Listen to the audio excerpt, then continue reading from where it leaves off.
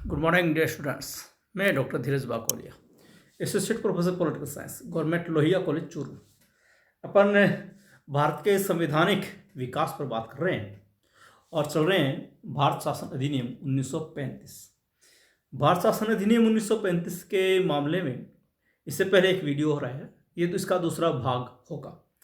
अपन ने इस भारत शासन अधिनियम 1935 के पहले वीडियो में या पहले पार्ट में इसके कुछ महत्वपूर्ण बिंदुओं की बात की थी। पहली बात कि ये प्रस्तावना रहित अधिनियम था, क्योंकि 1919 का जो अधिनियम था उसमें सबसे पहले प्रस्तावना को शामिल किया गया था, और उसके बाद जो 1935 का अधिनियम बना उसमें प्रस्तावना शामिल नहीं थी, बल्कि 1919 के अधिनियम की प्रस्तावना को ही 1935 के अधिनियम में लागू रखा गया।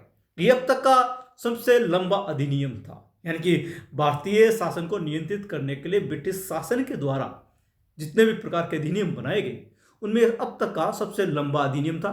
इसमें 321 अनुच्छेद, 14 भाग और 10 परिशिष्ट थे। तीसरी बात कि इस अधिनियम के द्वारा केंद्र में द्वैध शासन की स्थापना की गई।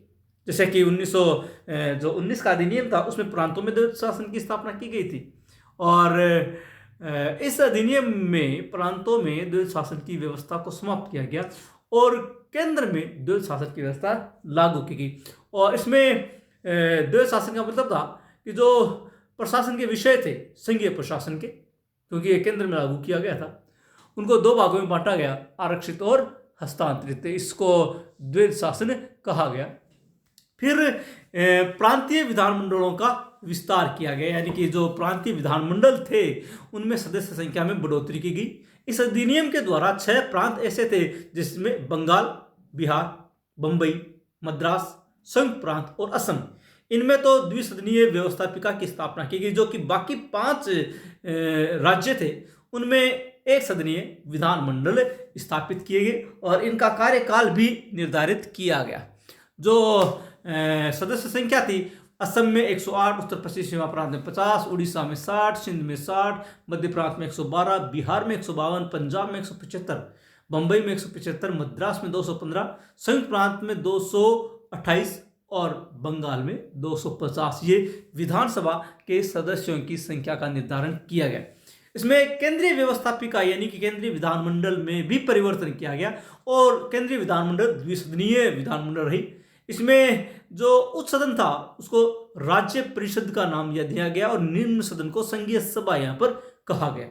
राज्य परिषद की सदस्य संख्या 260 निर्धारित की गई, जबकि संघीय सभा की सदस्य संख्या 375 निर्धारित की गई। और इनमें भी फिर 1909 के अधिनियम में जो मुसलमानों को पृथक प्रतिनिधित्व दिया गया था, इस 1935 के अधिनियम में इनका विस्तार जारी रहा। मुसलमानों के अलावा सिखों को भी, यूरोपियों को भी, वाणिज्य मंडलों को और इस भारतीय ईसाइयों को, महिलाओं को, जमींदारों को, पूंजीपतियों को, इनको भी पृथक प्रतिनिधित्व 1935 के अधिनियम के द्वारा दिया गया था। और ये जो मुख्य बातें थी इन तक अपन बात कर चुके हैं। आज इस कड़ी को आगे बढ़ाएंगे और 1935 का अधिनियम का जो शेष पार्ट है हम इसको पूरा करेंगे। आपसे निवेदन, यदि आपने अब तक चैनल को सब्सक्राइब नहीं किया तो कृपया चैनल को सब्सक्राइब करें, लाइक करें, शेयर करें, कमेंट करें। चलिए शुरुआत करते हैं उन भारत शासन अधिनियम 1935। इससे पहले जो बात की थी उसके आगे केंद्र में संघ शासन। ये जो 1935 का अधिनियम था, इस अधिनियम के माध्यम से संघ सरकार में संघीय शासन व्यवस्था की स्थापना की गई थी। इस अधिनियम ने संघीय शासन की स्थापना का मार्ग प्रशस्त कर दिया। यह संघ ब्रिटिश भारत के प्रांत, भारत के चीफ कमिश्नर के प्रांत और देशी राज्यों से मिलकर बनना था। ये जो संघीय शासन की रूपरेखा 1935 के अधिनियम में स्थापित की गई थी, इनमें संघ सरकार में 3 प्रकार की चीजें शामिल होनी थी। पहला, ब्रिटिश भारत के प्रांत। 1935 का जब अधिनियम लागू हुआ उस समय तक भारत में 11 प्रांत थे। 1919 के अधिनियम तक 9 प्रांत थे और 1935 के अधिनियम में 2 और प्रांतों को नए बनाए गए थे। इस प्रकार से 11 प्रांत थे। और भारत के चीफ कमिश्नर के प्रांत, यानी कि हम यूं कह सकते हैं कि केंद्र शासित क्षेत्र, उस समय तक 5 केंद्र शासित क्षेत्र थे और तीसरी इकाई जो थी वो देशी राज्यों की थी। यानी कि जो संघ सरकार की स्थापना होनी थी उसमें 3 इकाइयां शामिल होनी थी। भारत ब्रिटिश भारत के प्रांत, चीफ कमिश्नर के प्रांत और देसी रियासतें। उस समय लगभग 600 से भी ज्यादा देसी रियासतें थी, उनको भी संघ शासन में शामिल होना था।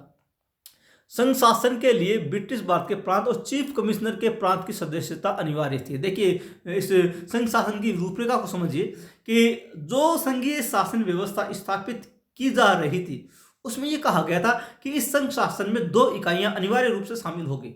एक तो ब्रिटिश भारत के प्रांत, अभी मैंने बताया आपको कि ब्रिटिश भारत के इस समय तक 11 प्रांत थे, और चीफ कमिश्नर के प्रांत यानी कि जो केंद्र शासित क्षेत्र थे, 5 केंद्र शासित क्षेत्र थे, यानी 11 प्रांत और 5 केंद्र शासित क्षेत्र। इन इकाइयों को संघ शासन में शामिल होना अनिवार्य था, जबकि देशी रियासतों को उनकी इच्छा पर छोड़ा गया। इसका शाब्दिक अर्थ निकलता है कि देशी रियासतें यदि चाहें तो संघ शासन में शामिल होगी और यदि चाहे तो संघीय शासन से बाहर भी रह सकती है। इसका मतलब देशी राज्य खुद अपने भाग्य का फैसला करेंगे, उनकी मर्जी है कि वो संघीय व्यवस्था में शामिल हो या ना हो। इस संघीय योजना के पूरा होने के लिए 2 शर्तें आवश्यक थी, यानी कि जो संघीय योजना का प्रारूप जो रखा गया था उसके लिए 2 बातें तय की गई कि अगर ये 2 बातें होती है तभी संघीय शासन व्यवस्था लागू होगी, अन्यथा लागू नहीं होगी। क्या थी? प्रथम, संघ में शामिल होने वाले राज्यों की आबादी देशी राज्यों की कुल आबादी की आधी हो। ध्यान दीजिएगा, पहली शर्त यह थी कि संघ में शामिल होने वाले राज्यों की आबादी देशी राज्यों की कुल आबादी के आधी हो, यानी ये तभी लागू होगा। अब यहाँ पर राज्य यानी जो ब्रिटिश भारत के प्रांत थे उनकी संख्या थी 11। ये 11 जो प्रांत थे उनकी कुल जनसंख्या जो भी थी उससे दुगुना देशी रियासतों की जनसंख्या होनी चाहिए। यानी कि कहने का मतलब ये कि देशी रियासतें जितनी शामिल हो उनकी आबादी ये जो प्रांत थे इनकी आबादी से दुगुनी होनी चाहिए। अगर ऐसा नहीं होता तो ये संघीय योजना लागू नहीं होगी। यानी कि 11 प्रांत तो इसमें शामिल होंगे, लेकिन इतने देशी रियासतें भी शामिल होनी चाहिए जितनी की प्रांतों की आबादी के दुगुनी हो। इसमें क्या लिखा गया था? संघ में शामिल होने वाले राज्यों की आबादी देशी राज्यों की कुल आबादी की आधी हो, इतने देशी राज्य शामिल होने चाहिए। और दूसरी शर्त क्या थी कि राज्य विधायिका के उच्च सदन पे न्यूनतम 52 प्रतिनिधि देशी रियासतों से आने आवश्यक थे। इसमें यह कहा गया कि जो उच्च सदन था राज्य विधायिका का जो उच्च सदन था उसमें कम से कम 52 प्रतिनिधि देशी राज्यों से आने आवश्यक थे उच्च सदन में। यानी कि जो राज्य परिषद थी उसमें 52 सदस्य देशी प्रतिनिधियों का आना आवश्यक था। इसका मतलब ये भी था कि इतने राज्य इतनी देशी रियासतें शामिल होनी चाहिए कि उनके 52 प्रतिनिधि राज्य परिषद में शामिल हो। गवर्नर जनरल को सहायता एवं परामर्श देने के लिए अधिकतम 10 मंत्रियों की एक मंत्री परिषद की व्यवस्था की गई, लेकिन सब विवेकाधिकार वाले कार्य मंत्री परिषद से बाहर किए गए। इस अधिनियम में यह कहा गया कि गवर्नर जनरल को सहायता और परामर्श देने के लिए एक मंत्री परिषद होगी और इसमें मंत्री परिषद के सदस्यों की संख्या निर्धारित की गई कि अधिकतम 10 मंत्री होंगे, यानी मंत्री परिषद की सदस्य संख्या 10 होगी। और जो संविवेकाधिकार वाले कार्य थे वो मंत्री परिषद की शक्तियों से बाहर के। ये जो 10 व्यक्ति शामिल होने थे, जो मंत्री के तौर पर शामिल होने थे, उनको संविवेकीय कार्य करने का अधिकार नहीं था। ये सारे के सारे कार्य गवर्नर जनरल अपनी इच्छा से कर सकता था। चीफ कमिश्नर के प्रांत यानी जो केंद्र शासित क्षेत्र थे उनमें एक था बलूचिस्तान, दूसरा था दिल्ली, तीसरा था अजमेर मेरवाड़ा, चौथा था कुर्ग और 5वां था अंडमान निकोबार द्वीप समूह।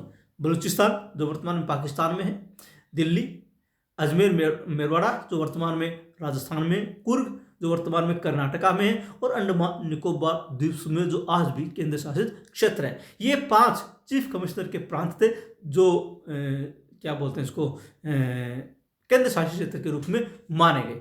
इन पर गवर्नर जनरल का प्रशासन होगा और वो आयुक्तों की नियुक्ति करेगा। ये जो 5 केंद्र शासित क्षेत्र थे ये 5 के 5 गवर्नर जनरल के अधीन थे और इन 5 जो केंद्र शासित क्षेत्र थे इनको चलाने के लिए गवर्नर जनरल के द्वारा 5 अलग अलग क्षेत्रों के लिए अलग अलग आयुक्तों की नियुक्ति करेगा। जैसे आज अलग अलग जो ये केंद्र शासित क्षेत्र है इनमें आयुक्त की या उपराज्यपाल की नियुक्ति राष्ट्रपति के द्वारा की जाती है, ठीक उसी प्रकार से इस समय 1935 के अधिनियम के मार्फत जो ये केंद्र शासित क्षेत्र थे, इनके आयुक्तों की नियुक्ति गवर्नर जनरल के द्वारा की जानी तय थी। 1 सितंबर 1939 को संघीय योजना को लागू नहीं करने का निर्णय लिया गया। 1 सितंबर 1939 को संघीय योजना विफल हो गई, क्योंकि ये जो 2 शर्तें थी, अभी अपन ने बात की थी कि इसके लिए 2 शर्तें आवश्यक थी। पहली, संघ में शामिल होने वाले राज्यों की आबादी देशी राज्यों की कुल आबादी की आधी हो, और दूसरी, राज्य विधायिका के उच्च सदन में न्यूनतम 52 प्रतिनिधि देशी राज्यों से आने आवश्यक थे। ये शर्तें पूरी नहीं हुई और इस कारण से ये संघीय योजना लागू नहीं की जा सकी। हालांकि ये बहुत बड़ी विशेषता थी, संघ शासन की स्थापना करने की बात थी, लेकिन ऐसा हो नहीं पाया। शक्तियों का विभाजन, इस अधिनियम में शक्तियों को केंद्र व प्रांतों में विभाजित किया गया। जिस प्रकार से संघ शासन में शक्ति विभाजन होता है, केंद्र और राज्यों के मध्य 2 इकाइयां, दोनों प्रकार को अलग अलग शक्तियां दी जाती है। जैसे आज भारत में जो संघीय शासन व्यवस्था है, उस संघीय शासन व्यवस्था में शक्ति विभाजन किया गया, 3 सूचियां बनाई गई, संघ सूची, राज्य सूची, समवर्ती सूची। उसी प्रकार का ढांचा 1935 के इस अधिनियम के मार्फत बनाया गया था, शक्ति विभाजन। कैसे? इसमें पहली सूची बनाई गई संघ सूची, और इस संघ सूची में केंद्रीय सरकार की आवश्यकता के अनुरूप 59 विषय शामिल किए गए। जैसे कि आज जो हमारी संघ सूची है उसमें 97 यानी कि 97 विषय, और उस समय 1935 के अधिनियम में जो केंद्रीय सूची बनाई गई थी, संघ सूची बनाई गई थी, उसमें कुल मिलाकर 59 विषय थे। जैसे डाक, मुद्रा, रेल, केंद्रीय सेवाएं, सेना, विदेशी मामले आदि संघ सरकार के विषय माने गए। दूसरी सूची थी प्रांतीय सूची, और इसमें प्रांतों के लिए या प्रांतों के अधिकार क्षेत्र को निर्धारित करने के लिए 54 विषय शामिल किए गए। इनमें शिक्षा, स्वास्थ्य, भू राजस्व, कानून व्यवस्था, कृषि, सिंचाई, स्थानीय स्वशासन आदि विषय थे। प्रांतीय सूची में 54 विषय, जैसे कि आज हम ये कहते हैं कि प्रांतीय सूची में 62 विषय, 66 66 विषय तो जब संविधान लागू हुआ था तब थे। बाद में 4 विषय राज्य सूची से निकालकर समवर्ती सूची में डाल दिए गए, और आज राज्य सूची में 62 विषय है। समवर्ती सूची, इसमें 36 विषय थे, आज समवर्ती सूची में 52 विषय हैं। 4 विषय राज्य सूची में से निकालकर डाले गए, एक नया विषय समवर्ती सूची में क्रिएट किया गया। इस प्रकार से वर्तमान में समवर्ती सूची में 52 विषय है, जबकि 1935 के अधिनियम में समवर्ती सूची में 66 विषय थे। संघ सूची 59 विषय, प्रांतीय सूची यानी कि राज्य सूची 54 विषय, और समवर्ती सूची 36 विषय। इन दोनों के समवर्ती सूची में जो विषय थे, इन पर दोनों सरकारें कानून बना सकती थी, और विरोध होने पर केंद्र सरकार के द्वारा बनाया गया कानून मान्य होना था। अवशिष्ट शक्तियां गवर्नर जनरल द्वारा सविवेक से केंद्र व प्रांतों को सौंपी जा सकती थी। इसको समझिएगा, वर्तमान में ये स्थिति है कि जो तीनों सूचियों में विषय नहीं है वो अवशिष्ट विषय है, और अवशिष्ट विषय केंद्र सरकार के प्रयोग के लिए वर्तमान में केंद्र सरकार अवशिष्ट विषयों पर कानून बना सकती है। लेकिन 1935 के अधिनियम में जो अवशिष्ट विषय थे, उनके ऊपर कानून बनाने का अधिकार किसका होगा, यह निर्धारित करने का अधिकार गवर्नर जनरल को दिया गया, कि वो उसकी इच्छा है, उसका विवेक है कि वो अवशिष्ट विषय किसको सौंपता है। वो केंद्र को भी दे सकता है और वो प्रांतों को भी दे सकता है। इसका मतलब अवशिष्ट विषय गवर्नर जनरल के सुपुर्द कर दिए गए। संघीय न्यायालय की स्थापना, भारत में स्थापित किया जाने वाला पहला संघीय न्यायालय, और हालांकि ये फिर भी भारत के लिए अंतिम अपीलीय न्यायालय नहीं था, अंतिम सर्वोच्च न्यायालय नहीं था, फिर भी उस समय ये संघीय न्यायालय कहा गया। इस अधिनियम द्वारा दिल्ली में एक फेडरल न्यायालय की स्थापना की गई। इस न्यायालय के पास 3 प्रकार की शक्तियां थी। जो सबसे पहले उस 1935 के अधिनियम के द्वारा सुप्रीम कोर्ट की स्थापना की गई थी भारत में, उसको कहा गया फेडरल कोर्ट या फेडरल न्यायालय, और इसकी स्थापना दिल्ली में की गई थी। दिल्ली में सबसे पहले सर्वोच्च न्यायालय स्थापित किया गया 1935 के अधिनियम में, और आज भी भारत का जो सर्वोच्च न्यायालय है वो नई दिल्ली में ही स्थित है। इस न्यायालय के पास उस समय 3 प्रकार के अधिकार दिए गए, 3 प्रकार की शक्तियां दी गई। कौन कौन सी? प्रारंभिक, इस क्षेत्राधिकार के अंतर्गत सर्वोच्च न्यायालय संविधान के उपबंधों से संबंधित विवादों की सुनवाई करता था। आज भी भारतीय सर्वोच्च न्यायालय के पास 3 प्रकार की शक्तियां हैं, कम से कम 3 प्रकार की। प्रारंभिक क्षेत्राधिकार भी है, अपीलीय क्षेत्राधिकार भी है, और परामर्शदात्री क्षेत्राधिकार भी है। और उस समय 1935 का अधिनियम था, उसमें भी इस फेडरल कोर्ट को 3 प्रकार की शक्तियां दी गई, प्रारंभिक, अपीलीय और परामर्शदात्री। और यहाँ पर प्रारंभिक जो क्षेत्राधिकार था उसको इस प्रकार से डिफाइन किया गया कि इसके अंतर्गत सर्वोच्च न्यायालय उन समस्त प्रकार के विवादों की सुनवाई करेगा जिसका संबंध संविधान से हो। संविधान यानी कि 1935 का अधिनियम, इस 1935 के अधिनियम, उसके प्रावधान आदि से संबंधित अगर कोई भी विवाद उत्पन्न होता है किसी भी तरह का, ऐसे मामलों की सबसे पहले सुनवाई इस फेडरल कोर्ट के द्वारा की जाएगी। यानी कि 1935 के अधिनियम के तहत उत्पन्न होने वाले विवादों की सुनवाई करने का प्रारंभिक अधिकार इस फेडरल कोर्ट यानी कि उस समय के सर्वोच्च न्यायालय को दिया गया। अपीलीय, इस क्षेत्राधिकार के अंतर्गत संघीय न्यायालय भारत स्थित सभी उच्च न्यायालयों के निर्णयों के विरुद्ध अपील सुन सकता है। आज भी यही स्थिति है कि भारत के सर्वोच्च न्यायालय में भारत के विभिन्न राज्यों में स्थापित उच्च न्यायालयों के निर्णयों के विरुद्ध अपील की जा सकती है।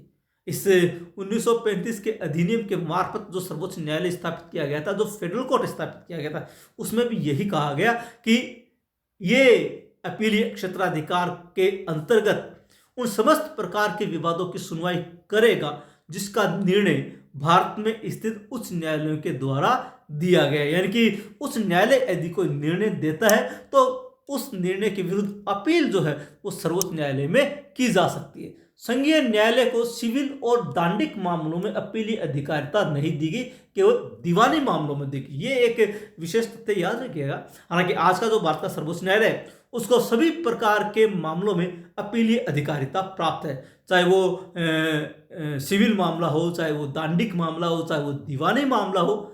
और 1935 के अधिनियम के मार्फत जो फेडरल कोर्ट बनाया गया था उसमें अपीलीय अधिकार तो दिया गया, लेकिन सिर्फ एक मामले में अपील किसमें की जा सकती थी, केवल दीवानी मामले में। और बाकी जो सिविल और दांडिक जो मामले थे उन मामलों में अपील करने का अधिकार किसी को भी नहीं था। और भारत के जो उच्च न्यायालय उस समय जो निर्णय देते थे वो निर्णय अंतिम होता था और इनके विरुद्ध अपील नहीं की जा सकती, केवल दीवानी मामलों में ही अपील की जा सकती थी। परामर्श दात्री, इस अधिकारिता के अंतर्गत गवर्नर जनरल विधि एवं तथ्य से संबंधित किसी भी विषय पर संघीय न्यायालय से परामर्श मांग सकता था। आज भी भारत का राष्ट्रपति अगर विधि एवं तथ्य से संबंधित कोई विवाद पैदा होता है, कोई बात पैदा होती है, तब सर्वोच्च न्यायालय से परामर्श मांग सकता है। और इसी समय 1935 के अधिनियम में भी यही व्यवस्था की गई थी कि गवर्नर जनरल किसी भी इस प्रकार के प्रश्न पर जो विधि और तथ्य से संबंधित है सर्वोच्च न्यायालय से परामर्श मांग सकता है। संघीय न्यायालय के निर्णयों के विरुद्ध अपील ब्रिटेन स्थित प्रिवी काउंसिल में की जा सकती थी। यानी कि कहने का मतलब कि ये फेडरल कोर्ट या सर्वोच्च न्यायालय होने के बावजूद भी भारत के लिए अंतिम न्यायालय नहीं था। सुप्रीम कोर्ट जिस प्रकार का भी विवाद का निर्णय करता था, अगर उसके विरुद्ध अपील करनी है तो वो अपील हो सकती थी ब्रिटेन स्थित प्रिवी काउंसिल में। और ये प्रिवी काउंसिल जो था वो वास्तव में अंतिम अपीलीय न्यायालय था। इसलिए हम ये कह सकते हैं संघीय न्यायालय जरूर था, सुप्रीम कोर्ट भी था, लेकिन फिर भी उसको अंतिम अपीलीय अंतिम शक्तियां प्राप्त नहीं थी। संघीय न्यायालय में एक मुख्य न्यायाधीश और अधिकतम 6 अन्य न्यायाधीश होंगे जिनकी नियुक्ति सम्राट द्वारा की जाएगी। भारत स्थित सुप्रीम कोर्ट के न्यायाधीशों की नियुक्ति करने का अधिकार 1935 के अधिनियम में ब्रिटेन के सम्राट को दिया गया था। और इसमें यह कहा गया कि भारत के इस संघीय न्यायालय में एक मुख्य न्यायाधीश होगा और अधिकतम 6 अन्य न्यायाधीश होंगे। यानी कि कुल मिलाकर 7 व्यक्तियों से संघीय न्यायालय का निर्माण या स्थापना होनी थी। इस समय भारत में 6 उच्च न्यायालय थे, कलकत्ता, मद्रास, बॉम्बे, इलाहाबाद, लाहौर और पटना। ये 6 न्यायालय उच्च न्यायालय 1935 के अधिनियम के समय तक भारत में स्थापित थे। कलकत्ता, मद्रास, बॉम्बे, इलाहाबाद, लाहौर और पटना। आज भारत में 25 उच्च न्यायालय, लेकिन 1935 के अधिनियम के तहत 6 उच्च न्यायालय थे। गवर्नर जनरल संघीय न्यायालय में न्यायाधीश बनने योग्य व्यक्ति को भारत का एडवोकेट जनरल नियुक्त करेगा। जैसे आज भारत का महान्यायवादी है, उस समय भारत का एडवोकेट जनरल होता था, और उसकी नियुक्ति जैसे आज भारत का राष्ट्रपति करता है उस समय गवर्नर जनरल करता था।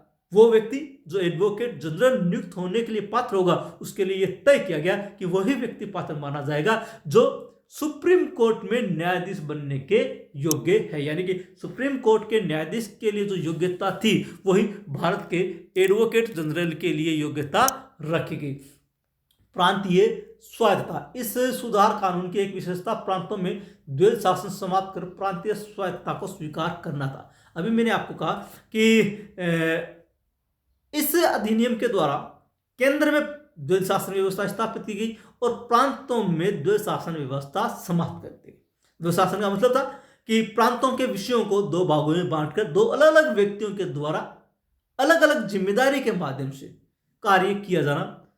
जो प्रांतीय सूची के विषय थे उनको दो भागों में बांटा गया, प्रांतीय विषयों को आरक्षित विषय और हस्तांतरित विषय, दो अलग अलग व्यक्तियों के द्वारा इनका संचालन किया जाना था। ये जो दोहरी व्यवस्था थी, इस व्यवस्था को समाप्त किया गया और यहाँ पर प्रांतों में द्वैध शासन समाप्त कर दिया गया, यानी कि प्रांतों को पूरी तरह से स्वायत्त कर दिया गया, स्वतंत्र कर दिया गया, जबकि केंद्र में द्वैध शासन की स्थापना कर दी गई। इस अधिनियम द्वारा एक संघ लोक सेवा आयोग और प्रांतों में प्रांतीय लोक सेवा आयोग के गठन की बात कही गई। इस अधिनियम के द्वारा यह कहा गया कि केंद्र में लोक सेवकों की नियुक्ति के लिए, लोक सेवकों की परीक्षा के आयोजन के लिए, उनकी पदोन्नति आदि के लिए एक संघ लोक सेवा आयोग होगा और उसी प्रकार से प्रत्येक राज्य में भी एक प्रांतीय लोक सेवा आयोग होगा। मैंने बताया आपको कि इस समय 1935 का जब अधिनियम लागू हुआ था, भारत में 11 प्रांत थे। इसका मतलब 11 प्रांतों में, अलग अलग प्रांतों में एक एक लोक सेवा आयोग, प्रांतीय लोक सेवा आयोग की स्थापना होनी थी और एक लोक सेवा आयोग, संघीय लोक सेवा आयोग के नाम से केंद्र में स्थापित होना था। इस अधिनियम में मौलिक अधिकारों की कोई व्यवस्था नहीं थी। 1935 के अधिनियम में जनता के लिए किसी भी प्रकार के मौलिक अधिकारों की कोई भी बात कहीं पर भी नहीं लिखी गई थी, यानी कि 1935 के अधिनियम तक भारतीय जनता अधिकार विहीन थी। कुछ बदलावों के पश्चात भारत डोमिनेंट स्टेट का शासन 1947 से 50 इस अधिनियम से संचालित किया गया। हम ये जानते हैं कि 15 अगस्त 1947 को भारत स्वतंत्र हो गया और ब्रिटिश सरकार यहाँ से चली गई। ये जो अधिनियम था, ये भारतीय प्रशासन को नियंत्रित करने के लिए ब्रिटिश सरकार के द्वारा बनाया गया अंतिम अधिनियम था। 1947 में भारत आज़ाद हो गया, लेकिन भारत का संविधान 26 जनवरी 1950 को लागू होता है। 1947 यानी 15 अगस्त 1947 से लेकर के 26 जनवरी 1950 तक ये जो संक्रमण काल था, इसमें भारत को एक डोमिनियन स्टेट का दर्जा प्राप्त था, यानी स्वतंत्र तो था, ब्रिटिश सरकार का उस पर कोई नियंत्रण भी नहीं था, लेकिन अभी भी उसका खुद का गणतांत्रिक स्वरूप अस्तित्व में नहीं आया था, क्योंकि हमने अपना संविधान लागू नहीं किया। इसलिए 1947 से 1950 का जो ये समय था, इस समय भी भारत का प्रशासन जो था वो 1935 के अधिनियम के प्रावधानों के तहत ही चलाया गया। 1947 से 1950, यानी कि जब तक भारत का संविधान लागू नहीं हो गया तब तक भारत का प्रशासन 1935 के अधिनियम के प्रावधानों के अनुसार ही चलाया गया था। इस अधिनियम के अनुसार 1936-37 में 11 प्रांतों में चुनाव हुए। 1935 का जो अधिनियम था उसमें जो भी बातें कही गई थी उसके प्रावधानों के अनुसार 1936-37 में जो ब्रिटिश भारत के 11 प्रांत थे उनमें चुनाव हुए और इनमें 8 प्रांतों में कांग्रेस की सरकारें बनी। 8 प्रांतों में, 11 प्रांतों में से 8 प्रांत ऐसे थे जिसमें 1935 के अधिनियम के बाद 1936-37 में जो चुनाव हुए थे उसमें 8 प्रांतों में कांग्रेस की सरकारें बनी। कौन से प्रांत थे? मद्रास, मध्य प्रांत, बिहार, उड़ीसा, संयुक्त प्रांत, बॉम्बे, आसाम, उत्तर पश्चिमी सीमा प्रांत। ये 8 प्रांत थे जिनमें कांग्रेस की सरकारें बनी। बंगाल में कृषक प्रजा पार्टी की सरकार बनी, पंजाब में यूनियनिस्ट पार्टी की सरकार बनी और सिंध में सिंध यूनाइटेड पार्टी की सरकार बनी। इस प्रकार से 8 प्रांतों में तो कांग्रेस की और 3 प्रांतों में गैर कांग्रेसी सरकारें 1935 के अधिनियम के मार्फत बनी थी। ये जो 1935 का अधिनियम था उस समय जो विभिन्न पदाधिकारी थे उनके वेतन क्या थे? तृतीय अनुसूची के अनुसार जो संघीय सूची की तृतीय अनुसूची थी उसमें वेतनों की बात कही गई थी। गवर्नर जनरल को उस समय 2,50,000 वार्षिक वेतन मिलता था। 2,50,000 वार्षिक 1935-36 के अधिनियम के समय। जबकि भारत का जब संविधान लागू हुआ था उस समय भी भारत के राष्ट्रपति को इतना वेतन प्राप्त नहीं होता था जितना कि उस समय होता था। गवर्नर मद्रास, बॉम्बे और बंगाल को 1,20,000 वार्षिक मिलते थे और अन्य गवर्नर जो थे जैसे संयुक्त प्रांत और पंजाब को 1 लाख वार्षिक मिलते थे। गवर्नर मध्य प्रांत को 72,000 वार्षिक मिलते थे और गवर्नर असम, उत्तर पश्चिम सीमा प्रांत और सिंध को 66,000 वार्षिक मिलते थे, यानी कि गवर्नर जनरल का तो था 2,50,000 रुपये वार्षिक, और बाकी जो गवर्नर थे उनको अलग अलग ग्रुपों में बांटा गया। जो सबसे बड़े प्रांत थे मद्रास, बॉम्बे और बंगाल, इनके गवर्नर को 1,20,000 वार्षिक। उससे जो छोटे स्तर के प्रांत थे जैसे संयुक्त प्रांत और पंजाब, इनके गवर्नर को 1,00,000 रुपये वार्षिक। गवर्नर जो मध्य प्रांत का था, यानी जो आज का मध्य प्रदेश है, उसके गवर्नर को 72,000 रुपये वार्षिक। और बाकी जो गवर्नर थे असम, उत्तरी पश्चिमी सीमा प्रांत और सिंध, ये छोटे प्रांत थे, इनको 66,000 रुपये वार्षिक वेतन दिया जाता था। एक तथ्य ये भी है, ब्रिटिश संसद में निर्वाचित होने वाले प्रथम भारतीय दादा भाई नौरोजी उदारवादी पार्टी से थे, जो 1892 से 1895 तक ब्रिटिश संसद के सदस्य रहे थे। ये याद रखेगा कि कई बार पूछा भी जाता है विभिन्न प्रकार की प्रतियोगी परीक्षाओं में कि ब्रिटिश संसद के लिए निर्वाचित होने वाले पहले व्यक्ति कौन थे। वो थे दादा भाई नौरोजी। कब से कब तक रहे थे? 1892 से 1895 के बीच में। और किस पार्टी से? उदारवादी पार्टी से। दादा भाई नौरोजी उदारवादी पार्टी से 1892 से 1895 तक ब्रिटिश संसद के लिए निर्वाचित होने वाले पहले भारतीय थे। यह है 1935 का अधिनियम। 1935 का अधिनियम समाप्त होता है। मुख्य जो भी बातें थी, जो भी प्रावधान थे, वो शामिल हो गए। इनको आप नोट्स के रूप में बनाइएगा। आशा है आपको वीडियो पसंद आया होगा। कहीं पर कोई कंफ्यूजन हो तो आप कमेंट बॉक्स में जाकर लिखें। पुनः निवेदन, यदि आपने चैनल को सब्सक्राइब नहीं किया है तो कृपया चैनल को सब्सक्राइब करें, लाइक करें, शेयर करें, कमेंट करें। मिलते हैं अगले वीडियो में नए टॉपिक के साथ। तब तक के लिए धन्यवाद।